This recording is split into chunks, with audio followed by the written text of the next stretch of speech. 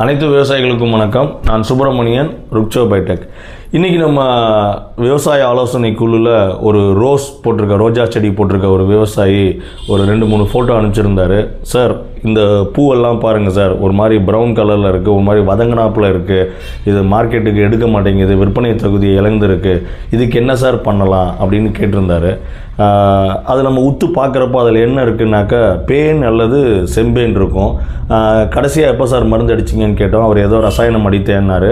ஒரு 7-8 நாள் தான் ரிசல்ட் இருக்குன்னாரு. ஸோ நம்ம அவருக்கு என்ன பரிந்துரை பண்ணியிருந்தோம் அப்படின்னாக்க, நம்ம ருக்சோ பைடெக்கோட அல்மைட்டி ப்ளஸ் இன்ஃபினிட்டி, இது ரெண்டும் நல்ல ஒரு கோம்போ, பெஸ்ட்டு கோம்போன்னு சொல்லலாம். இதில் வந்து நம்ம என்ன சொல்லியிருந்தோம்னாக்கா, மொத்தம் 3 டோஸாக கொடுங்க சார். மொதல் நாள், 3வது நாள், 6வது நாள் மொதல் டோஸு வந்து ஸ்ப்ரே பண்ணுங்கள். 2வது டோஸ் வந்து 3வது டோஸும் வந்து நீங்கள் வேர் சிகிச்சையில் கொடுங்கன்னு சொல்லியிருந்தோம். முக்கியமாக என்ன சொல்லியிருந்தோன்னா, இதை வந்து குறைஞ்சது 2-4 நைட்டு தண்ணியில் ஊற வச்சு அதுக்கப்புறம் கொடுத்தா ரொம்ப நல்ல ரிசல்ட் இருக்குன்னு சொன்னோம். ஸோ அவருக்கு நல்ல ரிசல்ட் வருமாறு வேண்டி விரும்பி கேட்டுக்கொள்கிறேன். இப்போ அனைத்து விவசாயிகளும் இதே மாதிரி உங்களுக்கு சந்தேகம் இருக்கும் பட்சத்தில் நீங்களும் நம்ம விவசாய ஆலோசனை குழுவில் இணைந்து அதனுடைய QR கோடு லிங்க் வச்சுருக்கோம். நீங்களும் உங்கள் சந்தேகங்களை கேளுங்க.